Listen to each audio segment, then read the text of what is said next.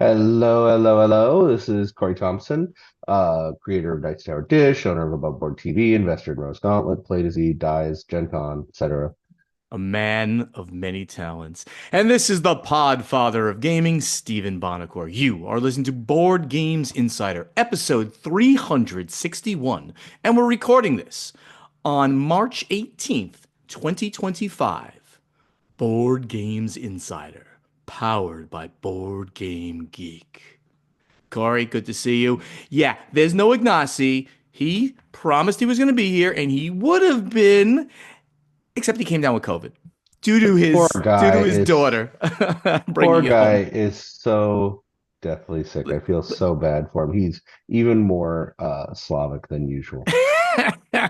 Corey spoke to him yesterday. I didn't see the news until this morning, but I feel bad for him. I told him, listen, there's one way this can stop happening to you, all this illness.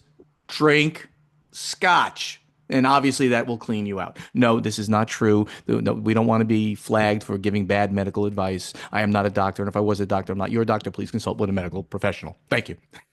That was a nice legal string there. That's played out fast and furious. I love doing that. I love it. Mhm. But all right, yeah, we wish him the best, and really, he would have been here today. But if you're sick, you just can't do this. So, Corey, what's happening in your life? It's always a roller coaster of interesting It information. is. I'm in the Napa house. And I say that a lot because people generally don't know where Santa Rosa is, but it's the Santa Rosa house. Had an absolutely amazing weekend with a whole bunch of developer and designer friends. Had Danielle Reynolds, the designer of caution signs, Alex Schmidt is over, who is the number two over at Stonemeyer, Kathleen Mercury, who is an academic in board game design, has designed multiple games. Whole bunch of people at the house playing games, playing prototypes, eating wonderful food, drinking wonderful wine. It was really fun. That's great. That one is winding down, and now I'm getting ready for the next one. We're going to have super fans of the industry, the Chappies, are going to be over the house. You're having the chappies over. Oh, that is so awesome. I know you're jealous. I am. It's going to be a relatively big group of people, and that's going to be amazing. Awesome. Played some absolutely incredible games recently. I've been talking with the designer of Scout, and I've played his new title, Revolve, which is really, really good. Trying to arrange some way to have a significant number of copies of those, which is turning very difficult. Actually played an old classic with a huge group of people a couple days ago. Played Captain Sonar with Fantastic a full game. complement of eight people. Yeah, So good. it's like the only way to play that game, really. You want eight exactly Yeah, people, and you want the two submarines battling it out. It's it such a was. good game. It is such a blast. They did come out with the low player count version, but quite honestly, the eight-player version is the way to go. It's Sure. so good. And started playing yesterday the Elder Scrolls game from Chip Theory, which I really enjoy. It is essentially Too Many Bones light. And I don't say it's not light in terms of rule set and length and campaign. It's a long, heavy game. But what they've done, which is really clever, is they've taken Too Many Bones and they've turned it from a front-loaded game where you need to learn all of the characters and all of the mechanisms before you even start, and they've turned it into a back-loaded game where it's very easy to start, and as your character develops, you add in more and more and more rule set. Nice. So it's so much easier to get into. That is very Oh. cool. Over here at the Podfather of Gaming, you can see I'm sporting my Play to Z shirt, not a Podfather shirt today, um, simply because I am on a little trip, non-gaming related, Colonial Williamsburg, Virginia. I'm a huge fan of this place, an early American history, to be exact. And this place just gushes with it. It's basically they recreated the original city on the same exact footprint using the same foundations and everything of that original Williamsburg, Virginia at the time. This is not Williamsburg as it exists today. This is as it exists in colonial times. The buildings look like colonial buildings. You go into a shop and it's a shoemaker. You go into a shop, it's a wig maker, the bookbinder, a brew house where they're explaining brewery, leatherworking, animal husbandry, taverns all over the place. It's so much fun. I highly recommend if you have any interest in this kind of stuff to come here. It's not expensive. And you can spend days and days. We're here for a whole week, and we're going to take some side trips out to Jamestown and Yorktown, which are very close to here as well. Basically, we are celebrating America maybe as we wish it was right now versus anyway. We'll go moving right along from that. Tonight, I will be spending time with Corey, different coasts, of course, just like this, on Zoom for the first uh, adventure, the first, what's the word? First session of our Campaign. new Yeah. campaign, the one in the One Ring second edition.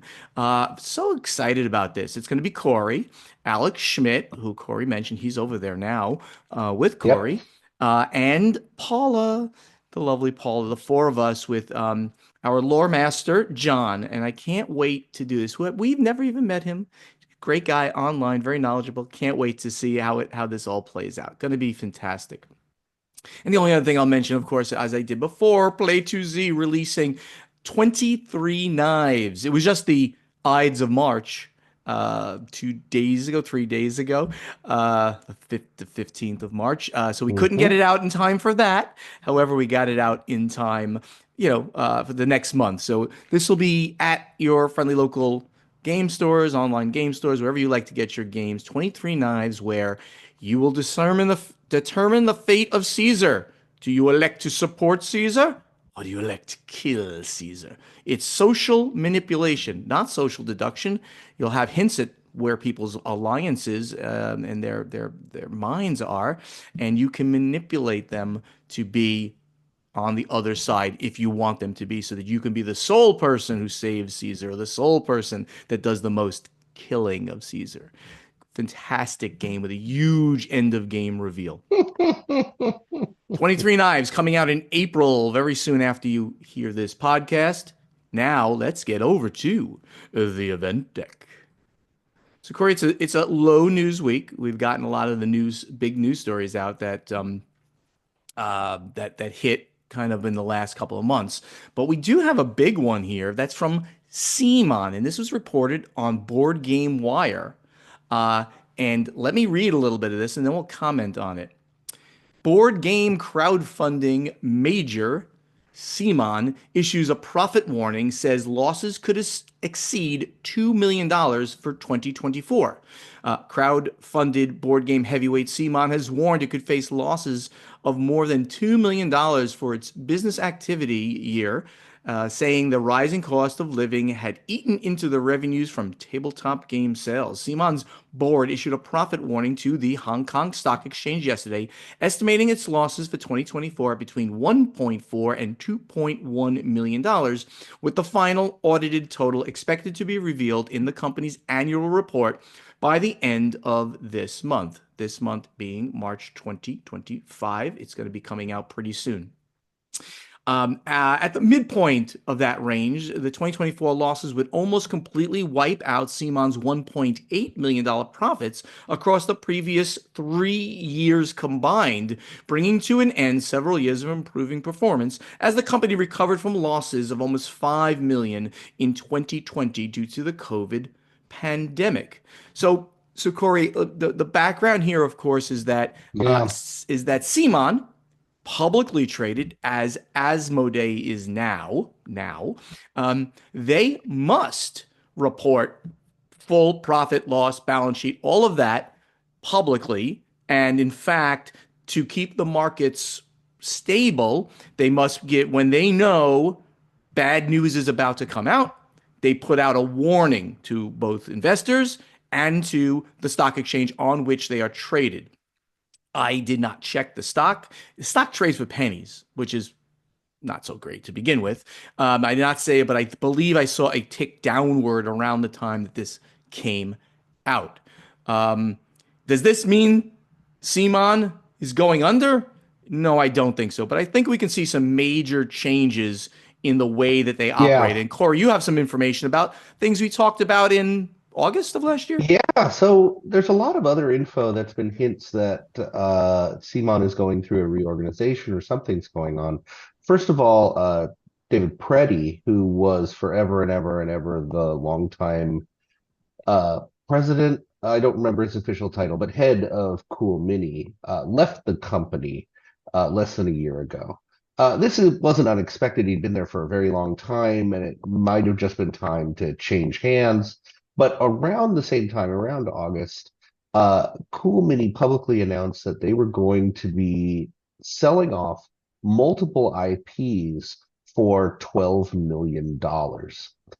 I haven't heard anything since then. I haven't heard Ah, I that have deal heard went something, through. Corey. I have heard something since then that we didn't talk about, but it's in the article from our friends at Board Game Wire. Simon had Ooh, entered a non-binding agreement to sell the unspecified IPs last August, but right. terminated the arrangement last month, which was not announced Ah, publicly after Simon and the unnamed buyer failed to agree to terms. It also just revealed over a week ago that the new shareholders, I don't know which these shareholders are at the moment, had failed to hand over the money for their stakes. Excuse me, and said it was seeking legal advice on how to cancel the process. Um, that is really, really weird that that kind of falls in with several years ago. You remember that they were delisted from the Hong Kong Stock Exchange for a brief period of time they were. because of similar fail to show numbers, fail to give details, things like this.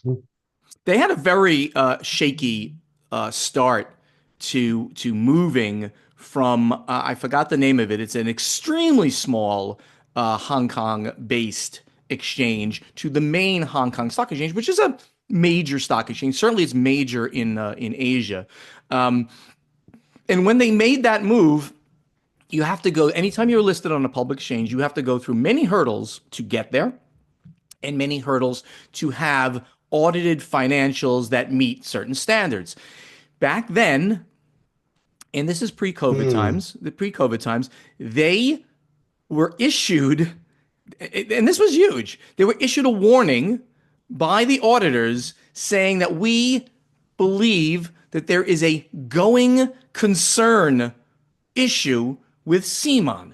Those terms are some of the worst words that a company can hear. It means that they do not believe that there is a 100% chance, certainly. They don't believe there's a good chance that this company will be in business one within the next year. So they got a different auditor. Maybe they shopped it around. I don't know. They got another auditor who did a review with more input from the company, and they got that check mark off of their record, so to speak, and then they were relisted, and they've been trading actively, on the Hong Kong Stock Exchange. So this is all very interesting information in a company that's had some turbulent times, but still does big Kickstarters, but they can't, it looks like, get control of the cost structure of the company. Well, remember too that they've done a lot of spending and acquisition in the past year. They purchased Japan brand last year. And this is a big one for them. They are intimately involved in Love Letter and Machikoro. And they picked up two games from the failed Mythic games uh, to redo or take them. And this was Anasteer and Hell that were picked up from Mythic. I haven't heard where they're coming yet. They ran some Kickstarters, ran 3.2 million on Kickstarter, which that also feeds in. Right now, this is again according to the Board Game Wire article. They have 10 unfinished Kickstarters, 10 undelivered Kickstarters. They Um, currently have 10. I didn't see that note. Wow. I would not have thought that was the case. Wow. so they have a lot of things people are waiting on. Yeah, the company's cash reserves had been diminishing, going from $3.9 million in cash at the end of 2022 to 3.1 million at the end of 2023, and had fallen again to 1.9 million at the halfway point of last year. So these are significant degradations in the amount of money in the bank for them that can fund current operations, that can fulfill crowdfunding campaigns. Um, I'm not, and I don't think anybody out there should hear these words and say CMON's going under. I do not think. Could they from all of this? Sure, but it's not quite a death knell yet. They need some restructuring, is what it sounds like to me. Did you know, Corey, that they now have an exclusive? I don't remember. Maybe we reported on this, but they have an exclusive relationship now with GameFound. They've left Kickstarter. I had heard something about that, yes. So, and it fits for them. GameFound really is for more miniatures heavy, big price tag, large crowdfunding projects. So it does fit the Cool Mini model. It definitely does. Um, and but their mix of products is interesting because they don't do only things with, but they do things that are very well Yeah, made. So I guess in that case, I mean, big chunky plastic dice and things. They do always do things that are very blown out, even if it doesn't have 200 miniatures in it. So in general, this is very interesting stuff that I'm not sure. I don't think anybody can be sure exactly what's going to happen here. The other thing that we didn't mention that we have reported on recently is that in January of this year, CMON hired the CEO yeah, of we reported tabletop on gaming, this. right? Yeah, Right, of Man versus Meeple. right. Uh, David Wainwright. hired David Wainwright, good friend, wonderful human being. We saw him again at the Gamma Expo. He is now head of marketing, right, for at least North America marketing for them. So maybe David could have an impact. We hope he does, and we certainly hope that CMON turns it around because like big blown out games or not, they are certainly a player, and we don't want to see them go away anytime soon. Exactly, exactly. David's a great guy, and I think it's a great position for him. Right. So Corey, what is this about Odin winning an award? What is going on here, Odin? So the As Diors have been announced. So this happens every year at Cannes. This is the French award for Board Game of the Year, As Dior.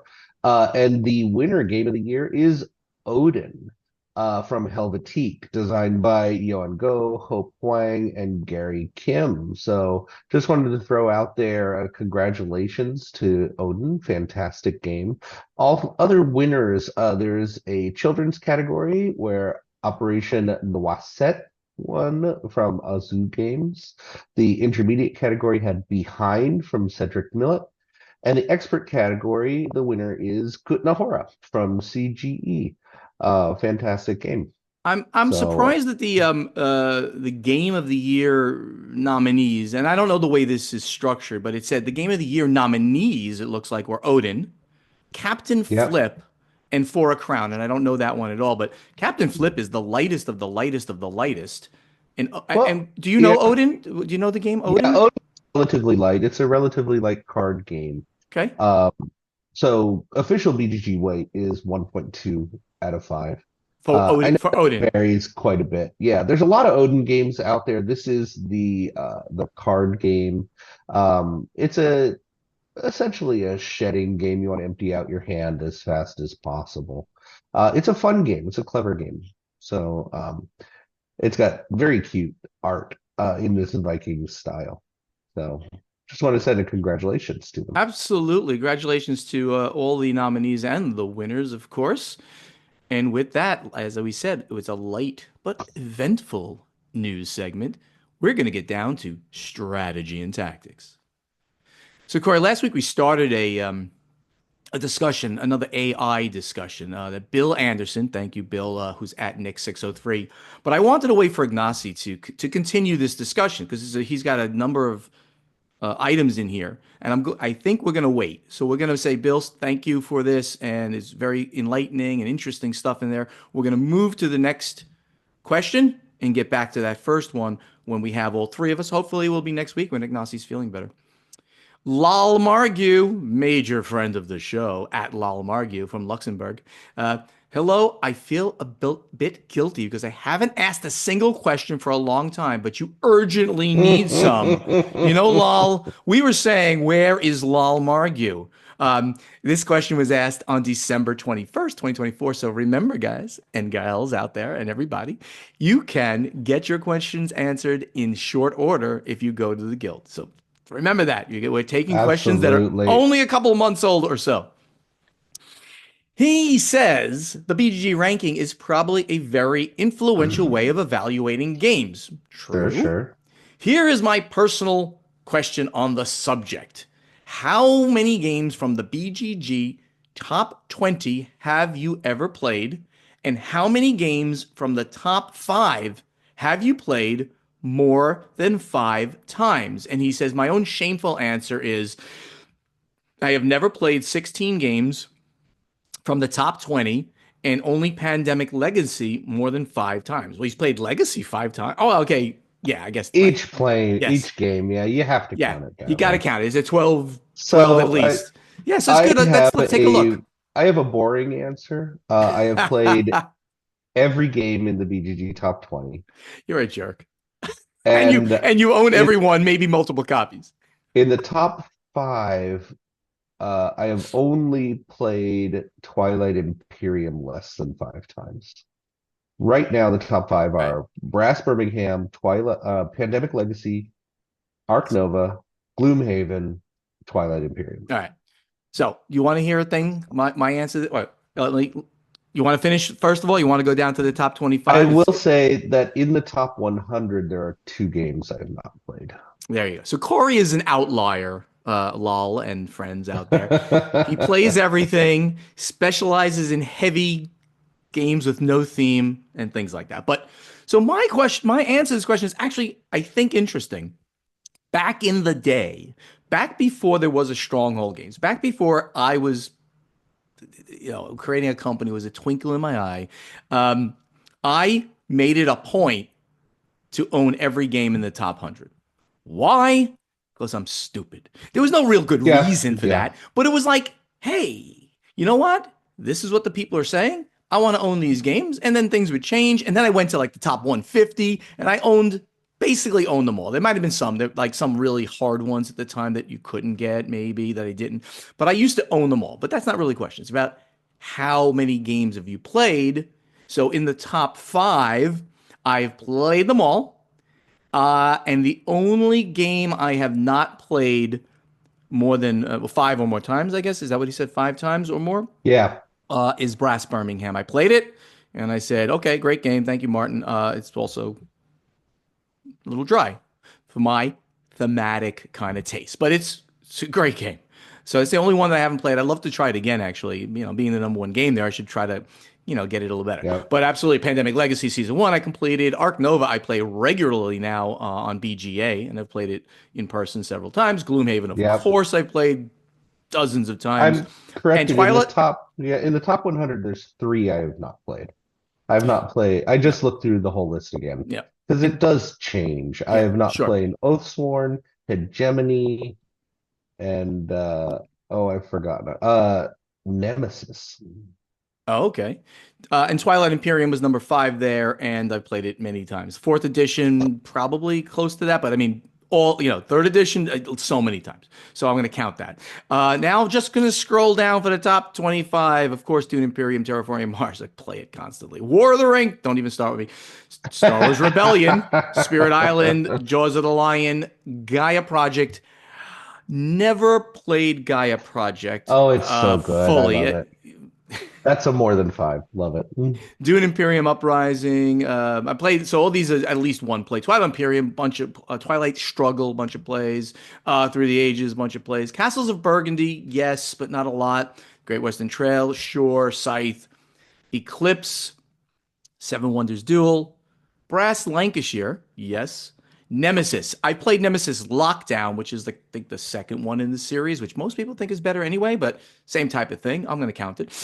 Clank Oh, that's just Legacy. cheating, All man. right, what can I tell you? Clank Legacy. Never played Clank Legacy. Do love Clank, especially So good. Catacombs. It is my favorite Legacy game. I gotta get it to the table because it's I love the concept of Clank, so that's great. Never played a Feast of Odin, interestingly, Oh, and I've only played my one. pearls.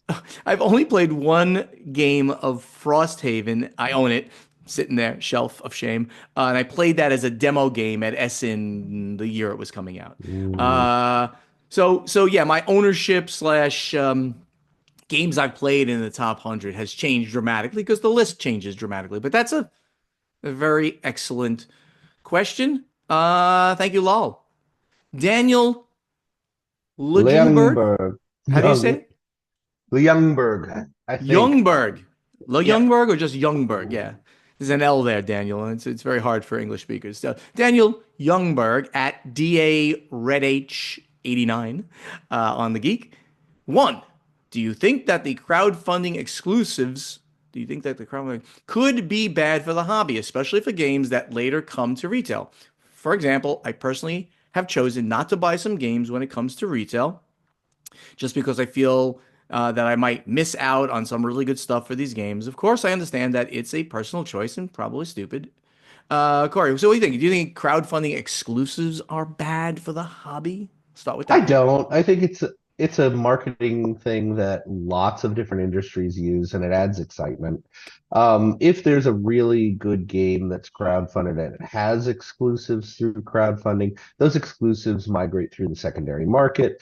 Generally, if the game's super popular, the company will find ways to get those Mhm. exclusives or something like it into the market for a Right, reprint. right, I right. don't think it's bad in any Yeah, way. It certainly does a little bit of separating of I have the really cool one versus I have the mostly cool one. But on the whole, I think it helps yeah, elevate the hobby. yeah. Generally, I just say, please, just enjoy the games you own and don't if Yeah. you think this is a great game and you played it with the whole blingy thing, just you can buy the basic version. But I I I tend not to. I never did a full exclusive in a crowdfunding. So if we put something in there and only the crowdfunding people got it, I'd always have extra copies and we'd sell it later. Sell it on the website later. Bring it to conventions Yep. and you can buy it later. So I don't believe in true exclusives, but if somebody did that, oh well, fine. I can always find it if I'm really dying to have And it. the company really famous for doing this all the time? Cool Mini. Cool Full Mini. circle. Full circle to Cool Mini. And then the next part of Daniel's question is to Corey. How long will it be Mm. until we see Joe Manganiello on Above Board channel? I really love the channel. So do you think you can get Joe's a Joe? great guy, and Joe is really into his D&D and his campaigns, and we're doing more and more role playing on the channel. I think it'll happen someday. Right now, no talks are going on at this moment, but yeah, that's something that's definitely been on our minds. Joe is a great ambassador for the industry, so it's been talked about. So you heard it here. He's having Joe Manganiello on No, Above Board very soon. I heard him say I that. never said I that. I Never heard said that. I heard him say that. So okay, everybody go spread the rumor. Arno van der Kwast from the Netherlands. He's at Full Moon. Hi, awesome podcasters. My question for you, do you have any good intentions for 2025? Oh, He's writing this on December 26th of 2024. Both non-gaming and gaming. Oh my God, do I have great things to do in 2025. Happy 2025, in wow. good health and very playful. And he says, looking forward to another year of behind the scenes board game industry information and a lot of silliness from you. Thank you. P.S. Hope to meet all three of you at Essen Spiel 2025. Yeah, I'll be there. I hope Corey will be I there will too. be at Essen. There Yep. we go. So, Corey, what are I don't know. What are your major objectives? Maybe is a good way of putting good intentions. I think that you and we have good intentions in general, right? Surviving the Sure. current situation of the world is kind of one of them. It's a good intention.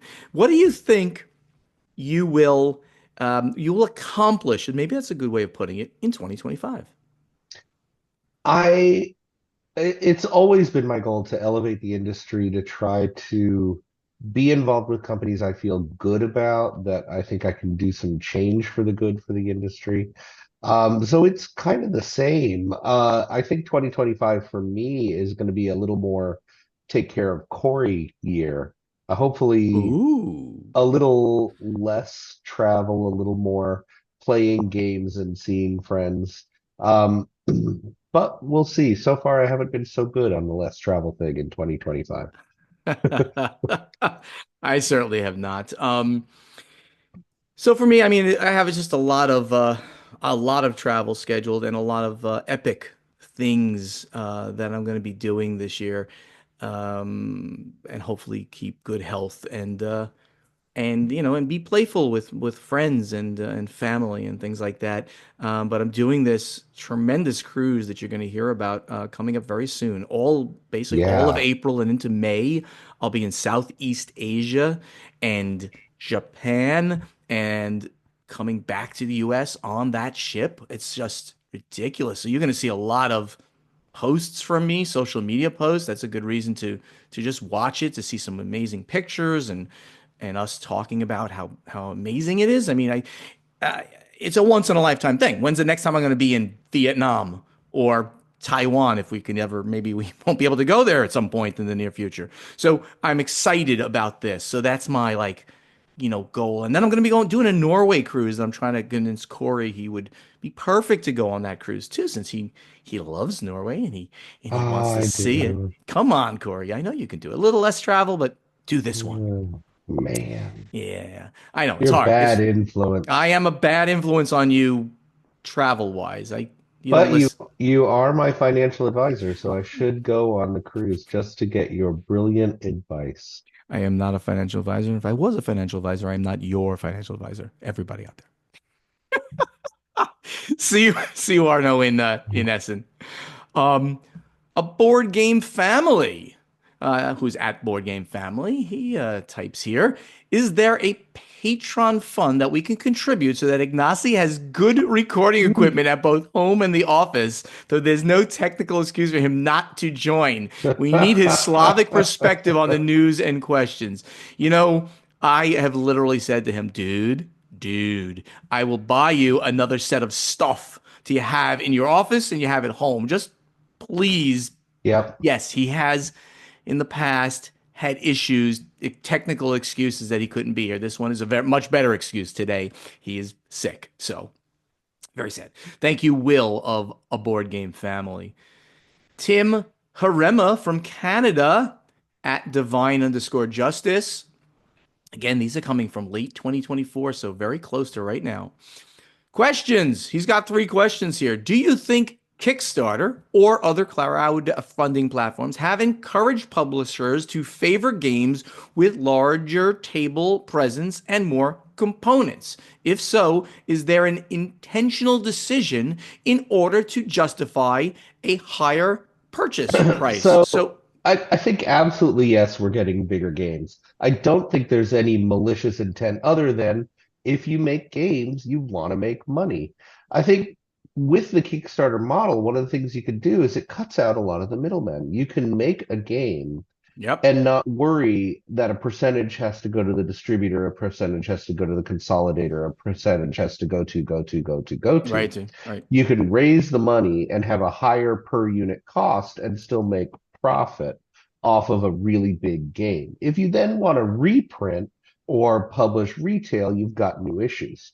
But for Kickstarter, it definitely encourages, I think, on the creative level and in a level where we wouldn't get them otherwise, very high per unit cost games, which is good for the industry. Yeah, so 100% every word that Corey said, and and there's no maliciousness to this. We want to produce games for you. We want to sell games for us, right? We need to sell. We don't sell And games. if we don't make money selling games, we can't make more games. Exactly. It's It's simple. yeah, the comparison I can give it to is I was a veterinarian, owned a veterinary hospital for 15 years. Lots of people came in and said, if you really loved animals, you would do this for free. Oh God, that is the And silliest thing I've ever heard in my life. well, the thing is, I would try the very best I could to do things as cheap as I could, or even do some services for free if they were really needed. But every time I did that, it made it less likely I could do it. I could continue the business. Right. I had to cover costs. I had to pay people. And it's the same with board games. If we make the board games at our cost, then five people would get games, and all of a sudden we wouldn't have a company anymore. Yeah. It's it's uh it's just not possible to run a company unless you make money, unless you sell the games. And crowdfunding campaigns, we've talked about this a million times, are marketing events. You start with that premise. This is a marketing event. And then you say, okay, if I can give you this blingy thing with all of this like stuff that you would just really want if this game is good, then people will buy that. And then we can bring out a retail version. We say it's the retail version and sell lots of units after other people have played the other one. And we always have Sure. more of the blingy version in case you're dying to get it. There's always going to be an extra bunch of copies for you to get that at a convention or from our personal, the Yep. company's store. Number two, how will the higher price of board games change our hobby? For example, if instead of buying 5 games for 200, I'm sorry, for $50 each, consumers are encouraged to buy one game for $250 each. Less total games will be purchased. Are these higher prices sustainable, or will gamers start to hesitate, balk, and decide that they have enough good games on their shelf? Personally, I think it is harder and harder to pull the trigger on a $250 purchase than on a $50 purchase. Yes, it is, of course. Corey? Well, I don't. The premise here is that if you're making $250 games, someone out there is not making a $50 game. And I don't think that's the case. I think we have room in the market for all of these. There are a lot of high priced games that show up mostly on Kickstarter because of the whole middleman costs thing. But there's also an absolute metric ton of $50 games Yeah. coming out, mostly through retail. So I don't think the two compete with each other. I It's a think very all of it elevates the industry. That's a very good way of putting it. The $250 game simply doesn't compete with the $50 game. It just doesn't. And if CMON, very good example, keep talking about them, want to bring out this fully blinged out version, like when they're currently fulfilling it. I think it looks like they're fulfilling their DC Zombicide. I bought into the Marvel Mm-hmm. Zombicide because I'm more of a Marvel fan. I spent an ungodly amount of money on the Marvel Zombicide. Forever and Ever And Cool Mini was pretty good about the all-in being about $300, but yeah, no, Marvel not anymore. added it's insane. Yeah. Marvel was 700. Don't even. I can't even. I can't even talk about it anymore. It's like very painful to talk about how much money I spent there, and I haven't opened the games yet. Yeah, Anyway, Mr. War of the Rings. I bought that game for a mere $400. My blingy version, because that's what the retail price was when I bought that game. 400. Okay. Anyway, um, so back to this question. I think that it's simply not competitive. You, as a consumer, who is it again? Tim. You, as a consumer, truly can only buy whatever your budget is. You're either going to splurge for that 250 game, or you're going to buy those five $50 games from different companies. You're going to likely not going to be bought from CMON all those games, but you'll think about buying the 250 from a CMON type and the $50 games from a whole bunch of other things. So you'll spread your purchases around whichever way you think. I don't think people should view these things as like, well, this is bad for the industry. Okay, we publishers need to make money. So if we can make extra money on a 250, because right, because the margin gets higher the higher the price of the game is. So if we can make a one shot on that, it's easier to sell that than for us to try to sell five different of our other games. It's a good question. You'll have to make the decision on how you want to spend your money. Last one. Furthermore, what if that $250 game is underdeveloped?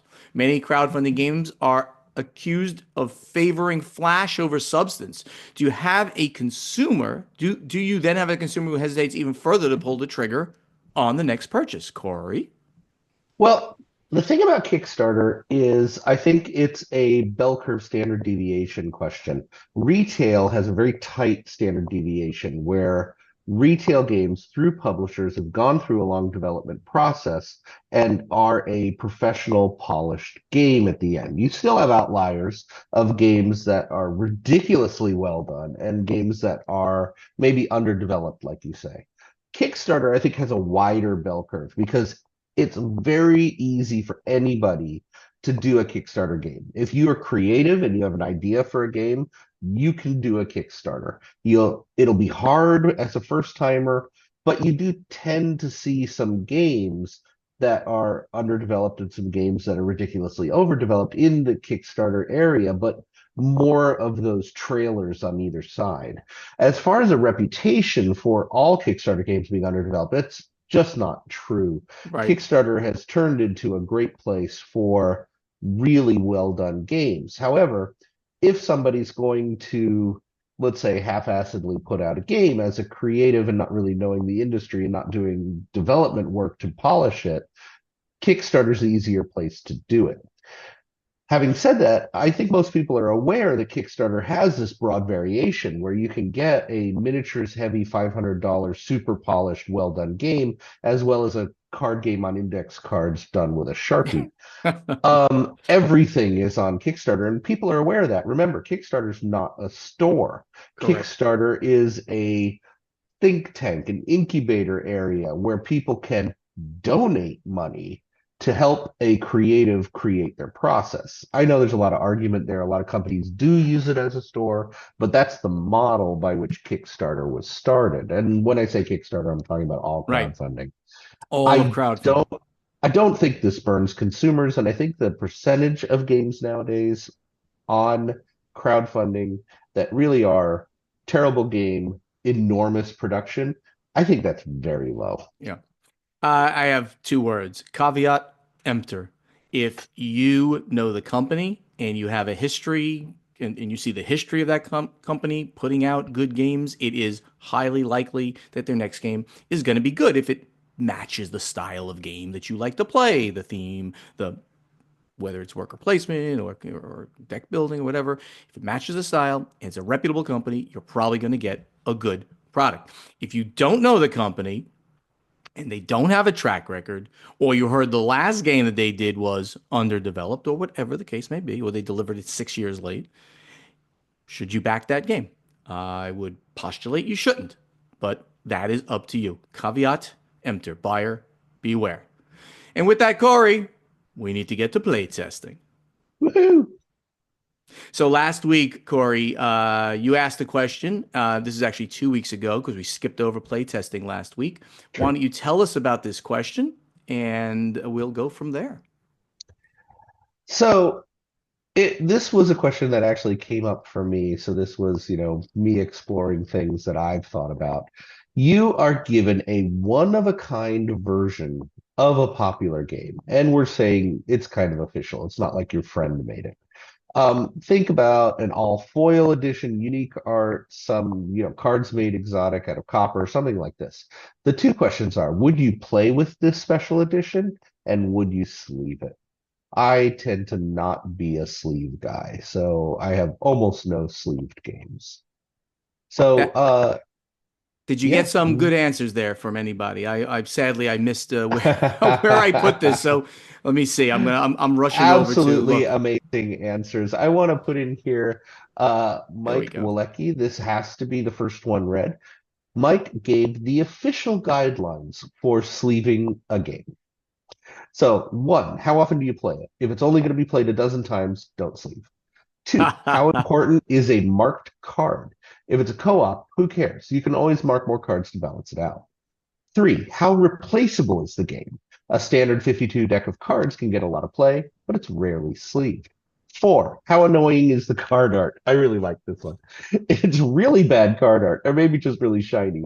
Then maybe opaque sleeves to hide it.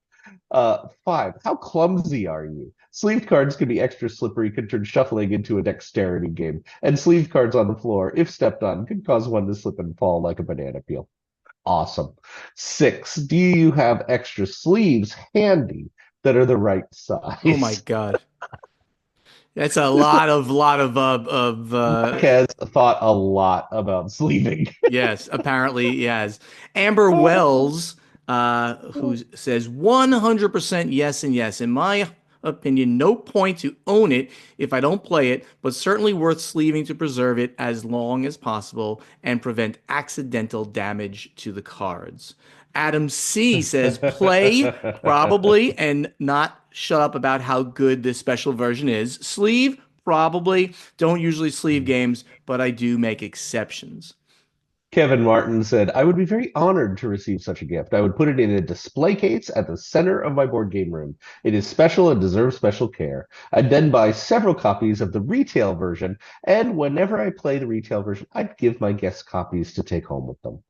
This is a man after my own heart. This is, yeah, I have thought about doing all of the above here, with the exception that if I have a very special version, I want people to be able to see it close up and play with it. So, love that answer. Tiago Alde Oliveira Buono. It's a very long handle here, name. If a regular copy is available, I wouldn't play it. I'd buy it if necessary. I'd buy, if necessary, a regular copy to play. If another copy isn't available, I would sleeve the special copy before use, but would play with it anyway. So I think most people are saying play your games, period. And then whether or not they believe in the sleeving is a very kind of personal decision, right? Yep. Conan Daly, it sounds like I talked wrong or badly about Cornish pasties, one of my very favorite foods. Conan said, first of all, Cornish pasties are from Cornwall, Great Britain's southwest foot bit, which, while it is technically part of England, has had a certain proportion of people who wishes it wasn't. Cornwall is known for its copper and tin mining, is a setting for Martin Wallace's excellent game Tinner's Trail, and the BBC sexy period drama Poldark. I thought I said the right things about Cornwall, but I stand corrected if I misspoke. I do not mean to besmirch Cornwall or its absolutely delightful pasties. Conan also says, on the question at hand, I'd like to say that if I truly had one of a kind copy of a game, assuming it was a game I liked, I'd sleeve it, keep it, play it as a treasured So thing. I But honestly, if it had significant value, I'd probably aim to sell it as a collector. yeah. I I don't know if I should read this very long answer by our friend Bill Bricker at I don't Pouches. listen to anything Bill says. I don't listen to it. It's a very, I'm going to read it because it's very funny. It's a little long. I would mortgage my home, sell my car, and then spend all available resources building a shrine to it. The shrine would be made of stone, and the pillars that support the stone ceiling would be intricately carved to represent pieces from the game. I would hire Wayne Reynolds to paint a scene from the game on the ceiling. I would light the ceiling with gigantic spotlights. Outside the shrine, the landscape would be an exact replica of the board game, including giant dice carved from marble that are so perfectly balanced that they could be rolled by a single touch of a small child. Once per year, there would be a giant gathering celebrating the game, its amazing shrine. Four dignitaries from various walks of life and representing the finest in their fields will be invited to participate in the annual playing of the game. The winner of the game would be sacrificed on an altar to benefit all future playthroughs. But I would not sleeve the car. It's Bill. You are a Bill's been to character. my house. This is exactly what I did. It's, it's freaking crazy. So Corey, as usual, you've come up with yet another good question. What is the question for this I week? mean, I came up with a question. I don't know that it's a good question. Okay, this one is fair. Again, personal experience. We tend to eat really badly at conventions. We all do it. It's Yes, you just the do. way it is. So except for Cornish pasties from Cornwall, the foot part at the bottom of England. Um, what is your favorite vegetable and why? And what is your favorite junky convention food and why? Uh, It's just a kind of a I crazy question. It is, Go but I ahead. mean, you got to think about these things. If not us to bring up things of this import, then who? Go ahead. Then whom? Um, so I'm one of those weird people. I like everything. I like absolutely every food. There's nothing out there I don't like. Right. Favorite vegetable, cooked, it's probably got to be broccoli. Cooked broccoli Yes. is just amazing, lovely flavor, really like it. Raw, I mean, raw carrots are really good, and I do enjoy just crunching and eating on raw carrots. Um, Also, raw zucchini is quite good. I don't know why, it's just satisfying. Junky convention food. Um, at KublaCon, which is California's largest convention, it's one of the Hmm. big locals. Every year they would have a curry. It was kind of a traditional thing. If they had food at Kubla Khan, it would vary year to year. No matter what, there was always a Kubla Khan curry. And it was junky and wonderful and have that over rice. And it just makes me think about gaming conventions. That was my favorite Okay. junky convention food. I don't know that curry's a junkie, so I think that doesn't really, satisfy the answer. But well, hey, if you consider having this All lovely right, then curry a junkie, I'll say coffee crisps.